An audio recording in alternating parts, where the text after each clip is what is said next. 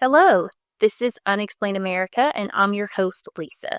And this week, as part of our spooky October episodes, we're discussing the historic and spooky Queen Mary.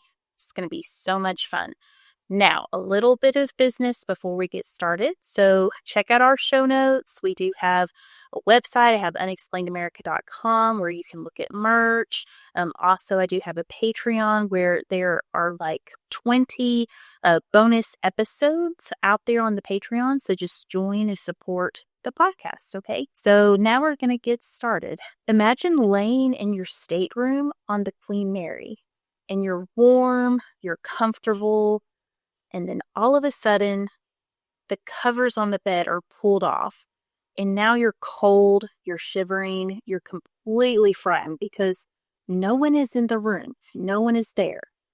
No one you can see, at least. This and many other happenings are reported on the famous Queen Mary. And allegedly, there are 150 ghosts on this ship that can scare you. Now, what is the Queen Mary exactly? So, the Queen Mary is the RMS Queen Mary, and the RMS stands for Royal Mail Ship, okay? The Queen Mary is a retired British ocean liner that operated in the North Atlantic Ocean. So, we're going to talk about this a little bit. So, think Titanic, okay? This is in the realm. The Cunard line, which is the ship line, okay? So you had Cunard, they were a ship liner. They actually got started in building passenger ship liners in 1839. And then you have the White Star Line, which was their competitor, which they didn't start until about the 1870s. But the White Star Line was the company that actually produced the Titanic, okay? So now these two companies were always in competition with the other. They were always trying to beat them, whether it was about luxury or being the fastest or being the biggest. Yes, and just think, the Titanic was built by the White Star Line, and they began building in like 1908. They finished in 1912. And the point of it was to go up against the Cunard line. So the Cunard had the Mauretania, it had the Lusitania, and these ships were like bigger and better than what the White Star Line had at the time. And so they were like, well, we're going to build the Titanic, and it is going to be the largest ship. They didn't care at that moment about being the fastest ship, but they did care about being the largest ship. And of course, we know what happened to the poor Titanic. And if you're very interested in the Titanic, I do a deep dive of that for my Patreon. So again, go to show notes, click on the Patreon link, and you can join. It's very cheap to support, and you get bonus material that is, the regular channel.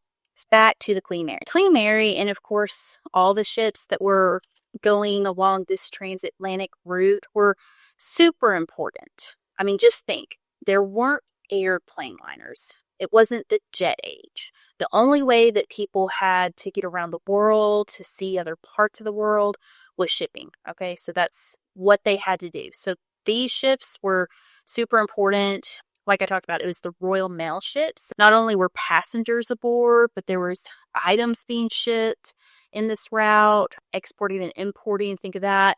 Also the mail. It was very important for that purpose. By 1929, the Cunard Line, they were wanting to build a bigger, faster ship in order to keep up with the so-called superliners that were being built at the time by the Germans, the Italians, and the French companies. So they really weren't that plagued by what White Star was doing anymore, but they were plagued by what other countries. So the Cunard Line planned to make a very large ship. They wanted a very fast ship. They wanted the biggest ship in the world, okay? They wanted it to be better than what the other, and they wanted it to be luxurious. Like, they really cared about luxury speed and size. That's what they were after. They got to planning with a company called the John Brown and Company. They were out of Scotland. They really had the biggest area at that point to actually build such a ship. Like they had the River Clyde area. That's what they planned to do. They planned on building this super ship, mega ship. So they get this plan and then they get everything lined out. But what happens in October of 1929? The stock market crashes. So that happens. Well, they do actually, the Cunard Line officially gets started with building this super ship with the Queen Mary December 1st of 1930. And the ship is just known as hull number 534. By the following year, due to the Great Depression that is now hitting across the world, the Cunard is out of funds, and so they have to stop production. So in December of 1931, they stop building. The ship is just sitting there. The hull is sitting there. There are like 2,000 or so men. They're laid off, and they just have to abandon it. There's just not enough money. Other countries, like France, the government was actually supplying the funds to complete their ship. The Cunard, they turned to the British government to loan them the money to complete the Queen Mary. Well, the government says yes, that they would give them enough money to make the ship, but they had some provisions, okay? So you have to make a sister ship, so you can't just build this one ship. And then these two ships are going to provide a weekly service between England and New York, which is what they had planned originally. An additional condition of this arrangement is that you, Cunard, you have to merge with the White Star Line. So this is our biggest competitor, but you two have to become one. They agree to this. And the two companies, they do merge. They create like a third company. And so they start building under the Cunard White Star Line. So this would actually own and operate these two ships. Now, this happens in May of 1934.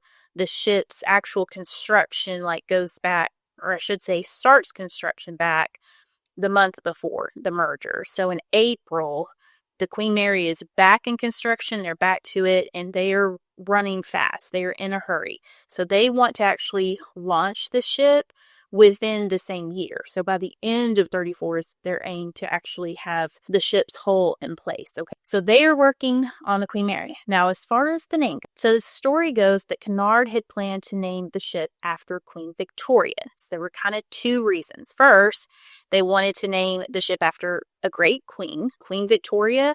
At that point, she had ruled for 63 years, which was the longest at that time. Now, little side note, Queen Elizabeth II, she ended up reigning for 70 years, okay, which is amazing. But Queen Victoria, which is like her, I guess would have been like her grandmother, she actually, her great-grandmother, was actually the longest reigning monarch to that time, okay?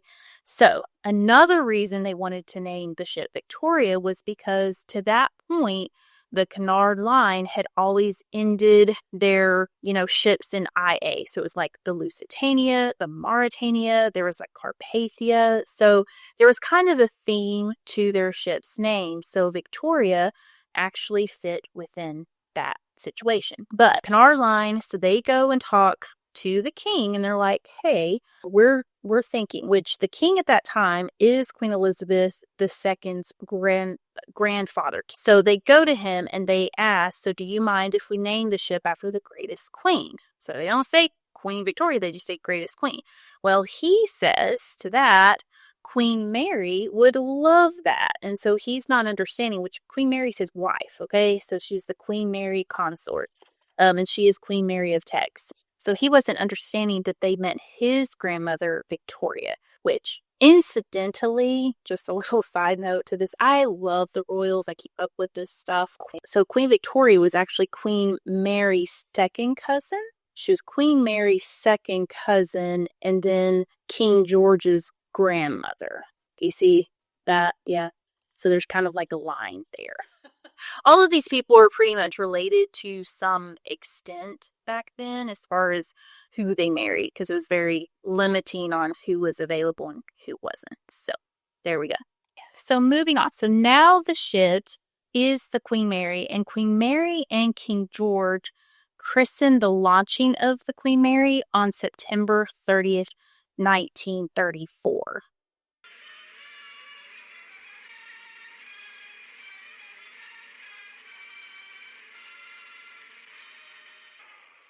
And now the great day has arrived. 250,000 spectators surround the huge vessel, each thrilling to a touch of pride, reasonable enough for the climax of a great British undertaking. Now the king, his voice heard by millions throughout the world, responds. Of our sport. As a sailor, I have deep pleasure in coming here today to watch the launching by the Queen of this great and beautiful ship. Today we come to the heavy task of sending on her way a statelier ship now in being.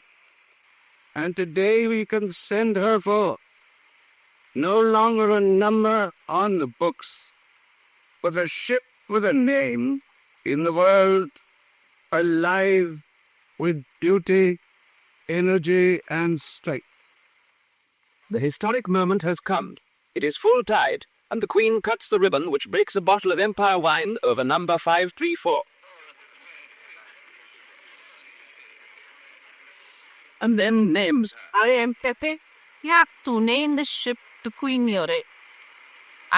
Now the ship is launched, but it's still not quite ready. Just basically the outside of the ship, like the hull of the ship, that is what is officially launched. So the ship is going to be worked on like the rest of the ship, like the ship's outfitting, so to speak, is going finished and furnished. There was a really big talk going on because the Cunard line, of course, Cunard White Star Line, this is a big to-do. This is going to be the largest ship in the world, okay, so they're putting together promotional ads already, and it's all about comparisons. It's all about reflecting how big the Queen Mary is. It's boasting she is longer than the Eiffel Tower, so it's kind of lining her up compared to even the Eiffel Tower and different monuments around the world. The actual Queen Mary is officially done around April of 1936, and then she starts taking like her trial runs. And her official maiden voyage is on May 27th of 1936. And literally millions of people attend her maiden voyage, like she goes out from Southampton, England, okay? Now, she arrives in New York Harbour June 1st. And during her trials, to kind of give some frame of reference for things, that she gets up to 34 miles per hour. The Titanic, and at the time, it wasn't, quote-unquote, the fastest ship. It was the largest when it was built in 1912, but it got up to 24 miles per hour at top speed. Okay, so to give some frame of reference as far as like size, the Titanic in 1912 was 882 feet long. It was 46,000 tons. Okay, the Queen Mary, built in 1930, it is 1,019. It is 80,000, almost 81,000 tons. So we're talking double in that time. And to give a point of reference to today, so I have been on the Disney Magic, which I will plug as magical. I will definitely sell again on the Disney Magic. It was amazing. It is about 1,019 long, but the tonnage is about the same. So this ship, the Disney Magic and the Queen Mary, are about the same size. One of the Royal Caribbean ships, like the Icon of the Seas, to give you a reference, it is 1,146 feet long about and 248,000 tons. So we're talking, that ship is just huge. But the Disney Magic is the same size as the Queen Mary. So very interesting to know. Now again, at the time of launch, the Queen Mary is officially the largest passenger ship in the world. Her rival, which is France's Normandy, is a tit for a tat for speed. So at that point, and this is kind of weird to me, but they would give what they called the blue ribbon to the fastest ship. So the fastest sailing time, the fastest voyage time for crossing the Atlantic. So the Normandy at that point had the blue ribbon. And the Queen Mary on her maiden voyage, she did not, she wasn't faster. That kind of wasn't her thing.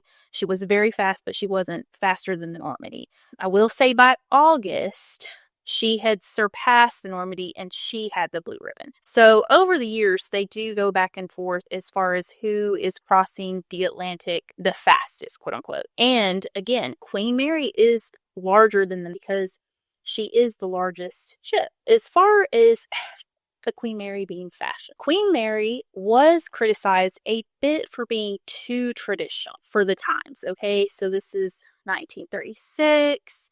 You just had a lot of Art Deco going on, which the Queen Mary did too, but you just had a very formal, like it was luxurious, but it was very traditional. I mean, it's called the Queen Mary. Like, I can't imagine it being any different. But I will say, as far as being criticized for traditional, actual passengers seem to love the Queen Mary the most as far as passenger ships. Like, they love the design. They thought it was amazing and beautiful. They loved the tradition. Passengers love the Queen Mary. She had 2 indoor swimming pools. She had cinemas. She had like 3 beauty salons. She had shopping.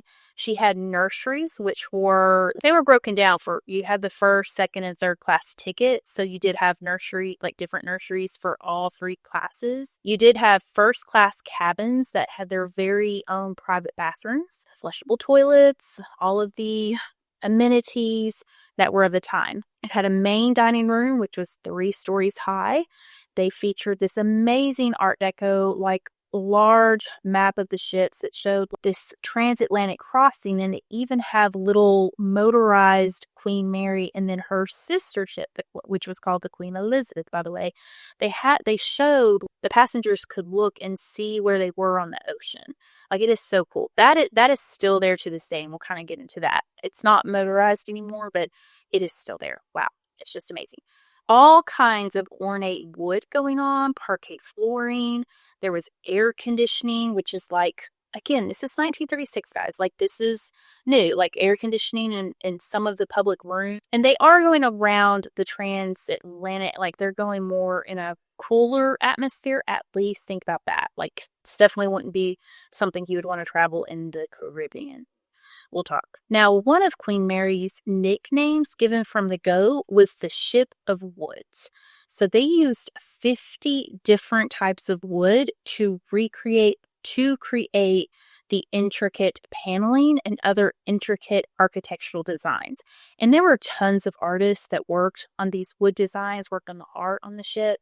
They had wood from all over the world, Brazil and everywhere. It was truly beautiful, truly luxurious. The amenities were modern. I mean, telephones in the rooms and such, but it was just very, very beautiful. A lot of work and a lot of detail went into the Queen Mary. Now, the passenger capacity ranged right under 2,200. That did not include the crew. And by August, like I said, the Queen Mary took the blue ribbon for being the fastest across the Atlantic. Now, between the time of 1936 and 1939, there were many, many famous entertainers, politicians, and the royals. Now, it is said that Queen Elizabeth, she would have been a child, but Queen Elizabeth and she would have been Princess Elizabeth and Princess Margaret, they actually were the first children to slide down the slide in the first class, like, kids' nursery. So they actually got to go on the ship, look at the ship. They went on the ship, their families did. So there were people, again, all kinds of famous people, because again, this is how you cross the ocean. This is how you got any place. So Judy Garland, Fred Astaire, Clark Gable, Elizabeth Taylor, John F. Kennedy, and like I said, Princess Elizabeth, Princess Margaret, for dad, her parents, Queen Mary, of course, the actual Queen Mary would be on the ship. All the royals. It's just amazing. Now, towards 1938, things in Europe are brewing. Okay, to kind of give you some little bit of backstory. So Hitler comes on the scene in Germany in 1933. So things, it took a few years for him to get going, but things were getting heated by 38. So a lot of passengers were actually Jewish families that were coming like from Europe. They could kind of see the writing on the wall, and they were getting out of Europe. They were going to America. And in fact, the Queen Mary was one of the only ships that actually had a synagogue on board. So that was something that they knew that they would have a lot of Jewish people, Jewish immigrants coming over or immigrating to America. So they were leaving Poland, they were leaving France, they were leaving Germany. They knew what was going on. And in fact, some of them went ahead and all they had was like German money, which would be taken from them. And so they would pretty much spend all the money that they had on first class tickets, because they were like, they're going to take our money. We can't take but a few cents, a few dollars with us anyway. So they would just get first class accommodations when they boarded the Queen Mary. So kind of a little tidbit. Things are brewing. By September 1st of 1939, the Queen Mary is on her usual route, okay? She goes from Southampton, England. She actually hits Cherbourg, France, and then she crosses over to New York. So she is doing her normal route. Well, during this time, on the 1st, actually, Hitler invades Poland, and this launches Europe into World War II. So the government actually was like, you have to stay in New York right now. This is the only safe place for the ship. They make the Queen Mary just stay in New York Harbor.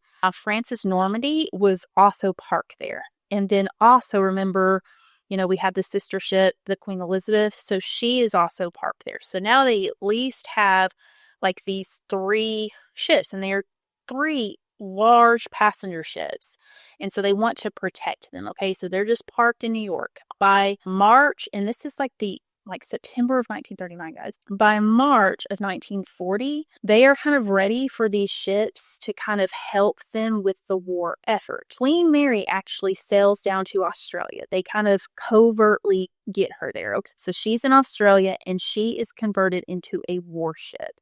And she is painted steel gray. So all of her pretty furnishings, they're actually taken out. Like anything that they can do to protect the boat, change the boat, like they do. Like they're changing her identity so people don't know what she is. But they turn her gray. And they will actually call her, because of her size and speed, the Gray Ghost. But again, they strip her of all her luxuries, or they cover up all the ornate wood and pieces. Like they just have to refurbish her for war. She is in Australia. She actually picks up Australian and New Zealand soldiers to get them to Europe to fight. Okay, so that's what she's doing. So the Queen Mary, she becomes this huge pivotal piece of machinery during World War II. She, at one sitting, she carries up to 16,000 troops.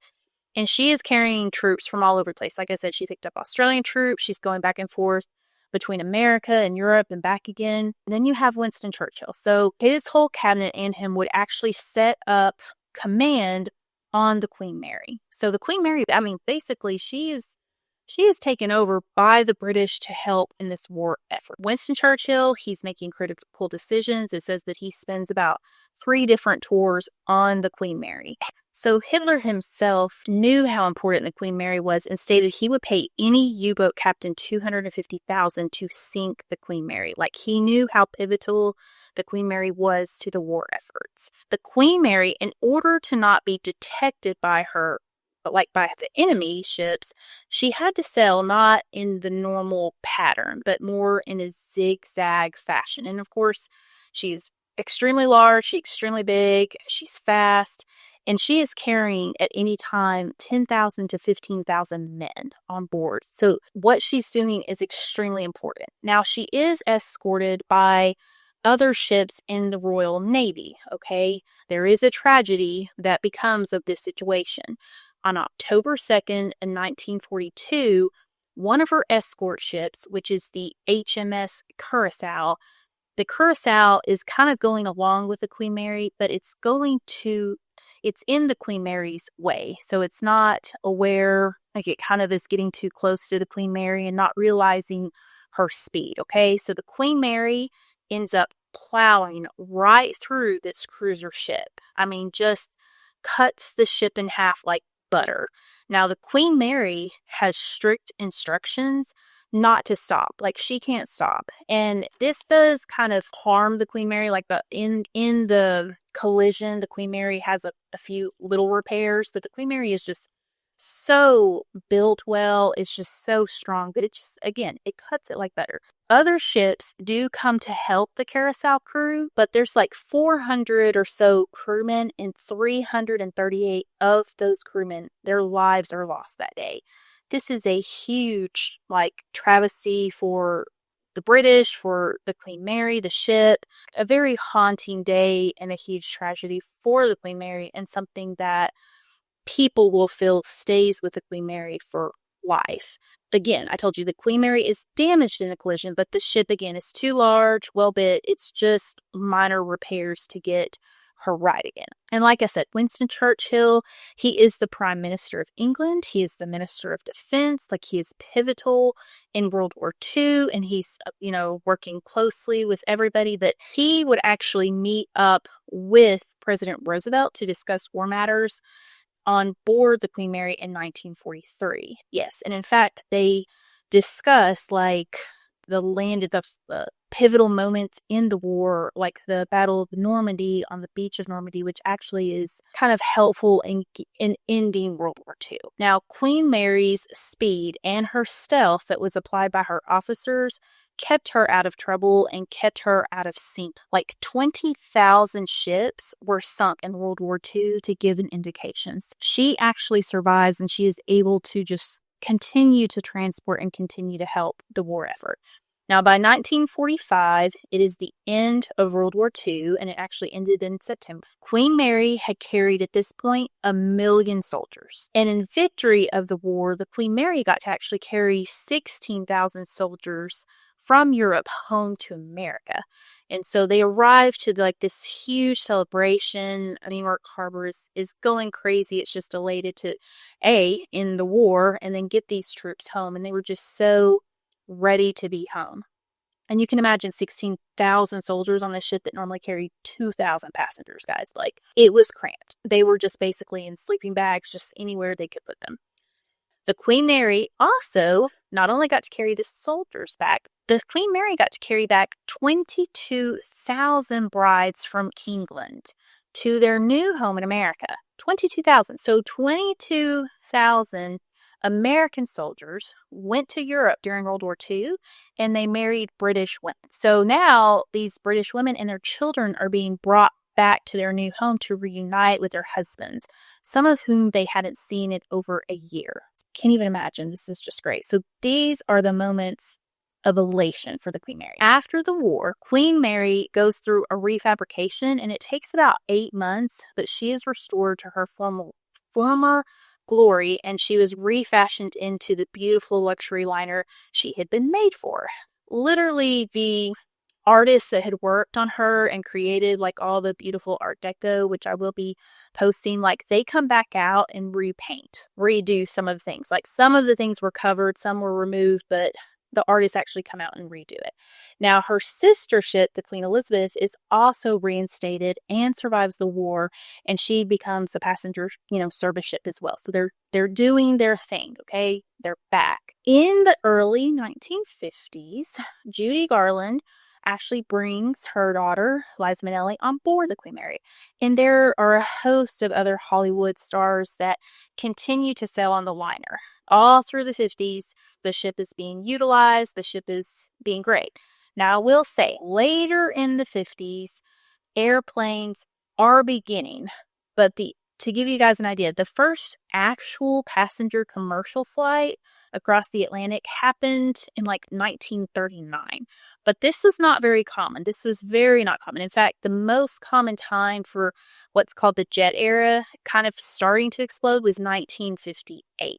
And by 1965, 95% of people were flying across the ocean instead of going by boat.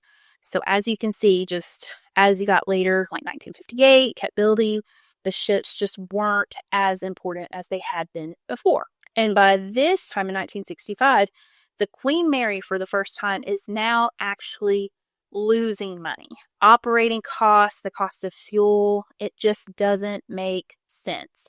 And the Cunard line, which had actually, so it had been the Cunard and White Star, well, the White Star just went under, so it was just the Cunard that ended up owning the ship. They just couldn't continue to service the Queen Mary. Like, it just wasn't making sense. They are going to have to sell the Queen Mary. At first, there were talks of the Queen Mary becoming a parked vessel in New York to be used for a Brooklyn high school. This was talked of. And then it was also talked of that the city of London would utilize the ship for refuge for their homeless population. Likewise, there are a lot of people, a lot of scrapyards that really wanted to piecemeal out the Queen Mary, piece by piece, just break it down for parts. So these people are making bids. There's actually quite a few. I think another contender making bids is Philadelphia. They wanted to anchor the ship and make some sort of something out of the Queen Mary. So all of these people were weighing in. They're making bids. Out of nowhere, there is a bid from the city of Long Beach, California. So they get in contact with the Cunard people, and they make a bid for of $3.4 million. This is equivalent to $30 million today. They wanted the ship as a maritime museum and hotel for their town. So they Long Beach, and I didn't know this, so evidently they have a lot of oil money. And so this oil money was actually going to be the one to pay for this purchase. And kind of the way that they would pay for it is there had to be a museum aspect. That was the only way that they would actually pay for it. Long Beach itself just wanted some sort of, like, they really wanted create this awesome experience along their harbor line. Okay, so it was important to them. They win the bid. So the change of owners takes place on October 31st of 1967. So the Queen Mary actually leaves Southampton, England for its final trip. And this final trip would actually be a 41-day cruise from England and going down, like all the way down around Cape Horn, Chile, like going around South America and then up to Long Beach. Okay, that was kind of planned. Millions of people, the whole Royal Air Force, the Royal Navy, they all see the Queen Mary out because this is the last time that she's going to sail. Like, once she gets to Long Beach, she's going to be docked, refitted. Like, she's basically going to be a building. It's a very sad day. There were a lot of people happy, sad, and everything in between. Okay, so England was sad, but then some of England was happy that she wasn't going to get scrapped, like she wasn't going to the scrapyard. So, but then there were other people that were really upset at Long Beach for coming along. They were really sad that, you know, New York didn't get the opportunity. They would say things like, I'm sure the people of Long Beach will really enjoy it more than high school students. Like, there was just a lot of disgruntled. This is one actual quote from a newspaper article. This was the Chronicle out of San Francisco. Okay, so it says, the London Times is not amused at the prospect of the Marys becoming a fun fair spectacle for Californians to gawp at and gamble. It would prefer to see her scrapped. We think it was most enterprising and bold of Long Beach to acquire the ship for, in part, a maritime museum, hotel, restaurant, and trade center. Her use for gambling is evidently something only the Times of London has heard about. So this was something. So not everybody was happy, but not everybody was sad because, again, she was actually going to be used. On the way, on this 41-day trip, there were tons of entertainers and crew, but it wasn't necessarily an easy time. So remember, not all of the Queen Mary is air conditioned, and the Queen Mary is used to going across the ocean in like the North Atlantic. There is a famous singer, Johnny Mathis. I don't know if anyone knows his work. He was on board. He was actually the entertainer on board, and he was lucky to not get sick, for one thing. He said that most of the ship got sick. There were rough seas on the way back, but he actually got off the ship in the Canary Islands, and he was very lucky to do so because it was extremely hot. There were so many people on board. Evidently, there were people having heat stroke. Like, it was just, by the time that they actually made it to Long Beach, there were millions and millions of boats to greet the Queen Mary. This was, again, a very awesome day for them. They were acquiring the Queen Mary, and this was the end of her actual shipping days. There was, in total, she had 4 million miles of seas in her career. And as soon as she gets to Long Beach, they do remove her propellers and anchor, and again, she becomes a building. She's in Long Beach now. It's 1967. She is refurbished, and she actually spends about 2 or 3 years being refurbished, and her doors open to the public in 1970. And at first, tons of visitors come. Millions, like I think 1 point something million visitors come the first year that she's there, like in 1970 to 71. Now, by 1972, visitors were kind of dwindling. They had opened up like a hotel and restaurants and a museum. But by 1977, people in the city were really not happy that the city owned the Queen Mary at all. They were ready to see her go. They were like, no one wants to see her. No one wants to have her. Let's just scrap her. So she was up for the scrap yards by 77. There was a man named Marvin Wolfe who was actually on the committee kind of over her oversight, and he believed in Queen Mary. There was an article that said that he believed in her success.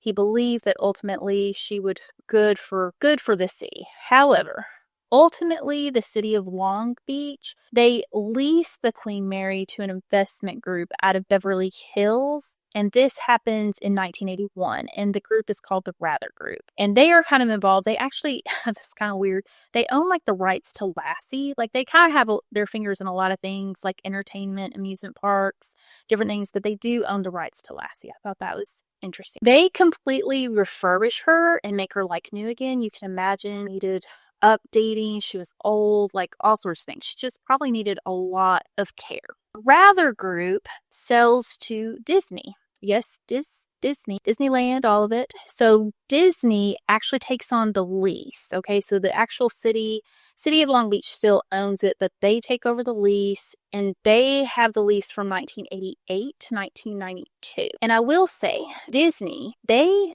have heard all of the rumors of hauntings and weird occurrences actually happening on the Queen Mary. And this is by 88. And they actually kind of dip into this to try to get people to come see it. Like they promote to the Queen Mary as spooky and haunted. And again, in 1988. I could not find any reference of any type of hauntings or anything during the time that the Queen Mary was sailing. Yes. And it is said that as soon as she was docked, things started to happen. And so the Disney group, when they bought her, they knew. They kind of knew that she was, quote unquote, haunted or had stories. Okay. They knew that something was going on.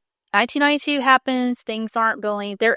I will say the hotel is not happening during this period. The hotel was kind of open at the beginning, then closed. There were restaurants, there were shops, there was the continuance of the museum. Yeah, there's no hotel at this time. 1993, Joseph Paradle, I think it's Paradle, he had actually worked for the Rather Group, but he takes over the Queen Mary and he reopens a lot of the facilities that had been closed. He opens up the hotel, he opens up what was known as the wedding chapel, he opens up convention rooms, like he's opening up things for revenue, like on the Queen Mary. He actually will have the lease to the Queen Mary. It was supposed to be like a 5-year lease. And then because of revenue and loan purposes, he talked the city of Long Beach into like a longer lease. He does carry the lease until 2021 when the city takes it back. Okay, so they kind of get it away from him. Let's talk about the spooky, mysterious side of the Queen Mary. It is reported that she had over 2 million passengers on board when she was sailing, and 47 of those allegedly died on the ship. And that doesn't include the 338 men from the Carousel disaster. Okay, 47 deaths were not necessarily documented. Many were. Okay, evidently from the moment the Queen Mary became docked in Long Beach, like I said, there were people working in the building. They were experiencing phenomenon. They had heard, of course, the stories of deaths and tragedies that kind of spurred on these stories. And workers would experience anything from strange noises, disembodied voices when like nobody's there, and they were even seeing apparitions, okay, on board. First, not alleged deaths, but documented deaths in Queen Mary's history is said to be during construction. On June 5th, 1934, there is a worker named Malcolm Aiken. He falls from scaffolding surrounding the ship and he does die. And this is real. I will read the article. So the article says the first fatal accident during work on the giant Cunard, number 534, so it didn't even have the Queen Mary name yet, occurred yesterday. And an engineer, Malcolm Aiken, a native of Paisley, was working on scaffolding when he fell and struck intersecting steel beams. He died before the arrival of a doctor. And his death would be, I will say, they do an inquisition into his death. Now, 2 years later, after Malcolm dies, on June 8, 1936, a crewman named Arthur John Francis Golding, it said that he dies after fracturing his skull during the return trip of the maiden voyage. I will read this. So the article is actually talking about the quote-unquote perfect ship, like that's what it's labeled. So it's talking about several different things about the ship. And then it says, a tragedy marred the voyage today. Seaman Arthur Golding, 22, of Southampton, who was found yesterday unconscious on the boat deck, died this morning. It is presumed that he either slipped on an expansion plate or fell from a catwalk 12 feet above the deck. The funeral took place quietly tonight. Sir Edgar Britton, the captain, read the service in the presence of officers and representatives of the crew, and the body was committed to the sea. Okay, I hope his family was alerted. Yikes. So that is literally before the boat sailed and then the first maiden voyage. So you had two horrible tragedies there. July 10th of 1966, during a routine safety drill, an 18-year-old crewman named John Petter, he was crushed by door 13, which was a watertight door on deck D. Poor John had only been on the ship for a few months, and the drill happened at 3:55 that morning, and John was tending to a bilge pump. He unfortunately didn't make it through the door on time, and another crewman kind of went back and found him later, like when the watertight door released. And it said the only visible sign of trouble on John, blood running down his nose. And then many years later, a night watchman was walking toward the former site of this door 13 when his German Shepherd that was with him alerted at something the guard couldn't see, but then the guard heard a clanging metallic sound moving towards him, which made him and the dog run off. And over the years, many witnesses claimed to see a shadow figure near that door 13 area, and they will hear metallic sounds in the ship. They'll have phantom doors shutting in that area. And then one witness said she saw a man or figure, which she later identified as being John Petter via photographs of him. This did happen. I did find the article about John Petter. So it said, police will make inquiries on board the Cunard Queen Mary at Southampton tomorrow into the death of fireman trimmer John Petter. He was 18, of Skipton, Yorkshire. He was found crushed on the outward voyage to New York. The accident is understood to have happened when a watertight door closed during ship's drill. A Board of Trade inquiry will be held at Southampton when the agreement under which Petter was engaged with Cunard expires. So those are all documented for sure. Now, in 1967, on the final voyage to Long Beach, a crewman, Leonard Horsburgh, he develops heat stroke, and it's said that he dies from a cerebral hemorrhage. And again, it was very hot going around the tip of South America there. It said that this happened around the Rio de Janeiro portion of the trip, and I could not actually find the article to back up this death. I did find the others. It said that in 1989, in the Mauritania room, which is also called the Garden Lounge, this lounge is located on M deck. It said that the cleaning staff entered the room and sees a guest. They just see a person sitting on a chair in the middle of the room. Well, 3 staff members are about to call security because they were calling out to this person. They wouldn't move, they wouldn't leave. And they said no one should have been in that room. But when they turned to go call security, the person disappeared and the staff were left absolutely shocked. So this was one of the things happening. Now, in 2001, an employee came into work really early, around 5:30. They entered the staff offices, which was where the beauty salon was located originally. Now, the employee felt someone, kind of like a presence, lean against them, and then they saw an actual pale figure walking through the office before the figure disappeared. So, creepy. Also a ghost, it said by the staff, that they call him Grumpy because evidently he's really grumpy. It's a spirit that growls in people's ears and whose presence is felt in groups, like when people are on tours and stuff. They've talked about this spirit, okay? Another entity on board is a spirit in overalls that has been seen on the area of the ship called Shaft Alley. There is a legend of a lady in white on board. Lady in white seems to be a recurring thing, or lady in black. They call her the Lady in White. This Lady in White is located in the Queen's Salon, which was once Queen Mary's first-class lounge, and is home to this entity known as Lady in White. Now, over and over again, through many years, staff and guests claim to see the Lady in White near the piano, dancing to music no one can hear. She is the most seen ghost on board. Now, as we've mentioned, the tragedy of the Queen Mary slicing through the HMS Caracal. Now, visitors to the Queen Mary state that they hear sounds of metal crushing and screams of men.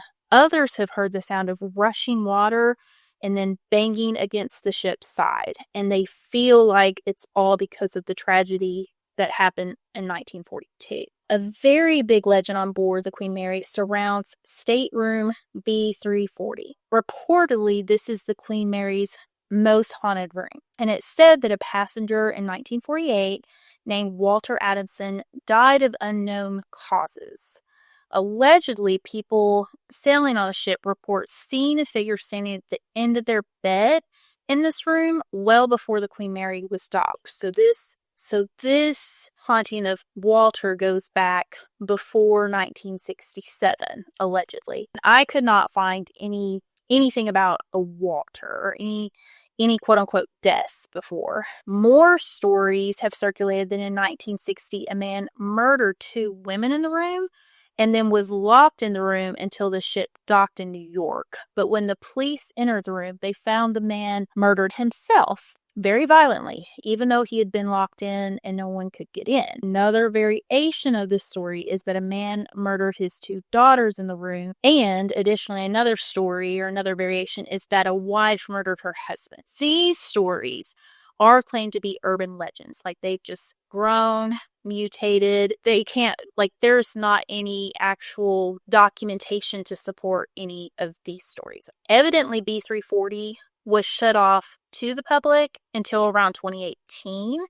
and then it reopened on Friday, April 13th of 2018. But then with COVID, kind of shut down, had a reopening again on Friday, September 13th of 2024. And I will discuss that. I did watch a very interesting YouTube channel person, and I will post this in my notes, but he rented this YouTuber, he rented B340, and he has with him a couple friends. One is said to be a medium, and they have all kinds of devices that they're using, but they rent this room. They ask a lot of questions, and they repeatedly hear the name Walter come back in this room, of course. And then they do have, I will say, closed, they call it like an AM FM radio, so they do get some kind of disembodied voices. They use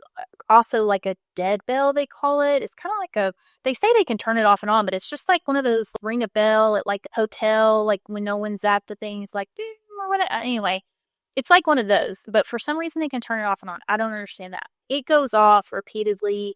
They use an ovulus to talk to it, which they hear the words heat, older in there. They use just these cat balls that they get from like a pet store that they light up, but basically they have to be like touched. There's like a physical touch to actually make them work, and those cat balls go off and they put them all over the room. They do have a lot of experiences, quote unquote. They do experience. I will say there were tons of people when they first get to the room. Like, this room is so popular that everyone in the hotel is doing tours and they're coming to this room. So it's kind of like when you go to even the Stanley, they're looking at that room 217. This is kind of this B340. People are going, to it. They're looking. Well, there is a group that they notice outside the door. Well, then they leave. They say that they leave, but then the group inside hears knocking on the doors. They do have that experience of knocking. And it is said that people within the hotel, when they stay there, they experience knocking, they experience doors opening and shutting. They do experience in this video actual lights flickering off and on. More than just a flicker, I would say, but people do state they experience that. They experience the faucets to be turned off and on. So they're experiencing that, and then objects in the room to be moved around. Something interesting about this B340 room is that the hotel really does lean into its legend, it's haunting. They literally have a Ouija board inside the room. And these people that rented the room, the YouTuber, they were not into that. They were like, we're not touching it. They didn't want to touch the Ouija board. They didn't want to have anything to do with the Ouija board that was already in the room. They heard, quote unquote, the scraping, of the Ouija board thing. They heard that. They were very creeped out just by being in the room. And I will say the room looked kind of reminded me, if you're familiar with the Crescent Hotel or familiar with like the Stanley Hotel, like that was kind of the look. Like, I will say the ship, they have tried to preserve a lot of parts of the ship, but the hotel part kind of reminds me, like they're trying to make it look a period piece. Does that make sense? But of course, it's been redone. It's not original. They've the B340 was actually like 3 different staterooms that they've opened up into one for hotel purposes. In space, it's very interesting. It looks very, very cool. It is definitely on my list, and we'll talk about that. Another tale of the Queen Mary is a little girl named Jackie. And visitors state they would see and hear a young girl with a teddy bear in the first class swimming room. Now, psychics and ghost hunters over the years have said that the girl is named Jackie, like they've found this name. And evidently they say that she drowned in the pool. Now, there is zero official record of this, so who knows? Of psychics and ghost hunters also say that there appears to be a paranormal vortex on the ship in the swimming pool area and also in the boiler room. So they feel like there's a lot of paranormal activity that happens that goes through this vortex. And this is kind of the second time I've heard of this vortex. When I was doing the Stanley Hotel, they say that the Stanley Hotel's vortex is the grand staircase. Also in the swimming pool area, even though the pool has not held water for years since it was docked, basically, like people will report hearing splashing. They'll even see wet footprints. And then some witnesses have said they've seen a woman wearing 1930s swimwear in the pool area. I know if you're like me, you love haunted movies. So there is a horror movie that was made very loosely based on the Queen Mary. It came out in like 2023. It's called The Haunting of the Queen Mary. I myself did try to watch it a long time ago. It's got like a 60% on the Rotten Tomatoes. I really feel like it could have been a really good movie, and it just wasn't what I thought it would be, really. It had its moments, but yeah, I think it kind of deserved its rating. So let me know what you think about The Haunting of the Queen Mary. I will say in that movie, it seems like the pool room is, they utilize the pool room. They utilize the hauntings there and whatnot. It was something very interesting to me. But people have experienced up to 150 different spirits. And I will say, when that YouTuber stayed on board and stayed in room B340, the minute he checked in, he asked the front desk clerk, hey, what has happened to you? Like, she hadn't worked there very long, but she is telling him, I've seen a man. She went back to these bathrooms kind of near the area that they check people in. And evidently it is kind of a hot spot. And so she sees a man in this hallway. And of course, these are ship hallways. They're not huge, obviously. And she just sees him. She gets out of his way. Well, when she goes to get out of his way, he just disappears. Like he was gone. It's like there was a man. She saw a man. He was very clearly a man. And then he was gone. So even to this day, and that video was from 24. It's not very old. So it was literally from last year, right after they opened the B340 room back up. It is super interesting. Now, I myself have not had a chance to visit the Queen Mary. It is definitely on my list, but I will be posting in my notes like a video. So I watched, it was a historian and he chronicled the entire ship, like it was a full ship tour. And it looked like it was from 24, like part of the clips might have been older, but it looked very new. To me, it was amazing being able to see everything that was preserved on the ship. Like a lot of the ship is preserved. Obviously, the hotel has new furnishings. They have had to refurbish and move things around for like the hotel portion. But I think it's amazing. So it's like you've got this haunted, quote unquote, hotel, and then you have this historical tour going on. So it definitely is just amazing. And you can go, it looks like the tickets begin at like $50 for the tour. Looks like you can stay on the ship for about $250 a night when I looked at it. So there's just a lot to offer. And it's really amazing that the city of Long Beach has kept the Queen Mary and kept her up, didn't send her to the scrapyard. It is amazing. So it's just a legacy. And I hope that it continues because it's definitely cool. And the hauntings, I will say that the guy that does the full ship tour, he says that the haunted stories are ridiculous.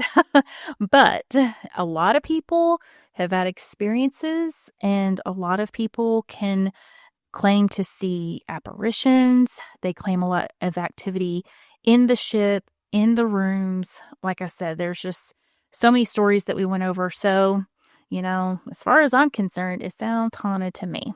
This has been a really fun episode. And yeah, so if you're in California, go visit the Queen Mary and let me know if you have any of your own experiences. But thank you so much for listening. Stay tuned for more October creepy fun. So we've got 2 more episodes that I'm going to put out that are just spooky. So stay tuned. And please leave me a comment, a 5-star rating.